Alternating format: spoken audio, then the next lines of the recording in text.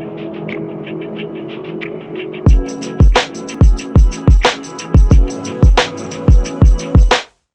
I'm Shehzeen. I'm an entrepreneur in the specialty coffee and tech space as a co-founder of Sippy Beans and the head of coffee market at COFE App. So my background is in finance. I bounced around in the finance industry quite a bit early on in my career. There was always something missing though. So I tried different areas, tried marketing, tried supply chain, tried PR, but there was always, I had this curiosity for what else there is out there, and therefore, there was always this longing for creating something on my own. So a while ago, I moved to London to study for my master's, and at that time it was really cold. Growing up here, I didn't understand the weather. I didn't know how to layer up. I didn't know how to keep warm. So what I do is get at the station. First thing there was Starbucks, get an extra hot coffee, the one that tasted the least like coffee and with the one with the most sugar. So that's how essentially I started drinking coffee. It wasn't by choice. So over time that grew and I just really started enjoying coffee. There's a lot less sugar and a lot more coffee. So Sippy started with a mission to give specialty coffee a voice over commercial coffee. We saw a lot of these nice coffee shops popping up and we knew that they couldn't fight with the likes of Starbucks, Costa, Nero, these behemoths with massive marketing budgets. It was also very much driven by the fact that my co-founders and I just wanted really good beans at home, and we didn't have that. We didn't know where to go. We'd go to a cafe and you just take what they have without any information. You didn't have much choice. It was a very fragmented market. So the way we started is we just built up a quick website and put it out there. This was about a month before COVID, so we had no idea what sort of demand we were going to get very, very soon, a lot earlier than we expected. And that's it, that's how we started. So a month later, COVID happened and everything was moved to my apartment. It was an actual startup. So it was an apartment, my laptop, and just working 24/7. It was tough, it was not fancy. There was a lot of sweat and tears that came with it.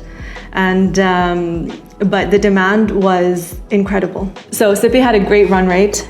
We set out to build just a B2C platform, but instead it ended up becoming a culture. It ended up becoming a culture that you could see from outside. Until this day, I get acknowledgement for it.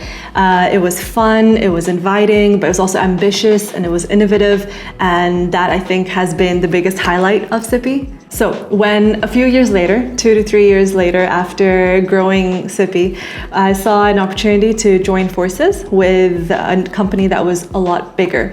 And I thought, considering the industry that we're in, we're all very like-minded, we're all very supportive. So I thought, okay, let's join forces. Let's move towards a combined mission of giving specialty coffee, a voice. And I would be able to then focus on the core of the business, and my team would be able to also expand their horizons even more, which for me was very, very important. And that's how the acquisition deal went through. We joined forces with COFE App. Then what I did is I started there to create their business unit that focused on the digital marketplace, which is what Sippy was, for the GCC. One thing I feel that holds women back is that we have the superpower that is sometimes not treated as a superpower. It's called empathy. So we have empathy and we need to use that for our benefit. It's not mutually exclusive with being powerful and being strong. So this is something that we need to understand and use. As a female founder, did I face gender bias? At times, yes, but we shouldn't need to. We don't have to do this today in this day and age.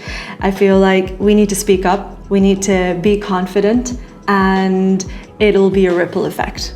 There was a lot of instances where I did reach out to very strong men in the industry and I did get a response. I got support, I got advice, and that was amazing. So what I think was the reason why is because you need to be authentic. You need to not have this fake tough exterior where you pretend to be, strong no matter what, powerful no matter what, nothing comes and breaks that barrier. That's not how it is.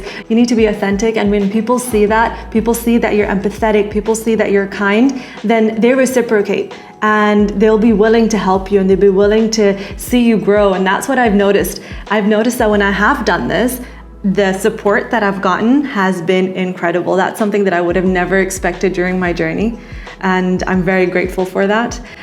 We need to speak up, we need to be confident. And yes, there will be battles that you need to fight, but choose those battles, filter it out. If it's a place that you're not feeling that you're valued, then maybe that's not the place you need to be at. Because there are a lot of places that you will be valued, that you will be helped, you will grow.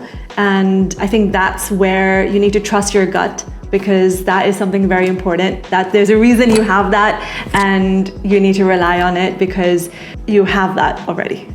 All in all, we've come a long way. I urge women to be strong, to be passionate, and to go after what you really want. Put your true, authentic self out there and the support will pour in.